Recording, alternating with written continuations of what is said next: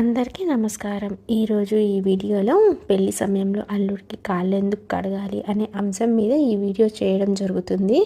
కొత్తగా మన ఛానల్ ఎవరైనా కనుక చూస్తున్నట్లయితే సబ్స్క్రైబ్ చేసుకొని పక్కనే వచ్చి బెల్ సింబల్ని క్లిక్ చేయడం ద్వారా నేను పెట్టే ప్రతి ఒక్క ఆధ్యాత్మిక కథ కానీ ఆధ్యాత్మిక విశేషాలు కానీ భక్తి సమాచారాలు కానీ మీ వరకు నోటిఫికేషన్ రూపంలో అందడం జరుగుతుంది. ఈ వీడియోని చివరి వరకు చూడండి మరియు లైక్ మరియు షేర్ చేయండి. ఇక ఆలస్యం చేయకుండా వీడియోలోకి అయితే వెళ్ళిపోదాం. భారతీయ సాంప్రదాయంలో పెళ్లి సమయంలో మామ తనకంటే ఎంతో చిన్నవాడైన అల్లుడి పాదాలను కడిగి ఆ నీటిని తన తల మీద తన భార్య తల మీద చల్లుకోవడం తెలిసిందే. ఇది వేదంలోనూ కనిపించడం ఆశ్చర్యం కలిగిస్తుంది. అయితే ఇక్కడ ఒక రహస్యం అనేది ఉంది. సాక్షాత్తు లక్ష్మీనారాయణ స్వరూపాయ వరాహయ శ్రీ మహాలక్ష్మి స్వరూపి శ్రీ కన్యాం అనేది వివాహ మంత్రం. వివాహమైన రోజున ఈ వరుడి పేరుకి ఎవరైనా వయసు ఎంతైనా అతడు లక్ష్మీనారాయణ స్వరూపుడే. శ్రీహరి పాదాల నుంచి గంగ పుట్టింది కనుక ఇతడి పాదాల నుంచి వచ్చే నీరు గంగతో సమానమని భావిస్తారు.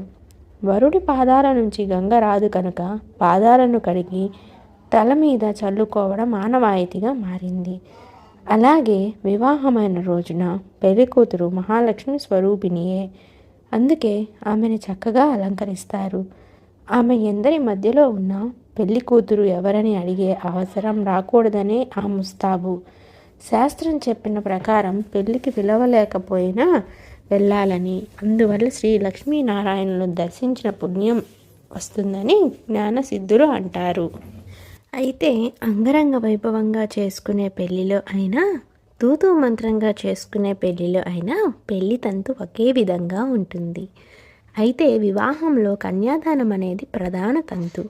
దీనిలో అల్లుడి కాళ్ళు కడిగే సంప్రదాయం వెనుక ఒక అర్థం ఉందని మీకు తెలుసా? మండపానికి పడమటి దిశలో పెళ్లి కొడుకు కూర్చొని ఉంటే కన్యాదాత అయిన మామ అల్లుడి కుడి కాలు తర్వాత ఎడమి కాలును కడిగి ఆ నీటిని తలపై చల్లుకుంటారు. దీని వెనుక ఉన్న అర్థం ఏమిటంటే, చిన్నప్పటి నుంచి అల్లారు ముద్దుగా పెంచుకున్న కూతురిని ధర్మ అర్థ కామ మోక్షాలకై నీకు అర్పిస్తున్నానంటూ పెళ్లి కొడుకును శ్రీమన్నారాయణుడిగా బిడ్డను లక్ష్మీదేవిగా భావించి అల్లుడి కాళ్ళనే కడగతారు. అంతేనండి ఈ వీడియో కనుక మీకు నచ్చినట్లయితే లైక్ మరియు షేర్ చేయడం అసలు మర్చిపోవద్దు.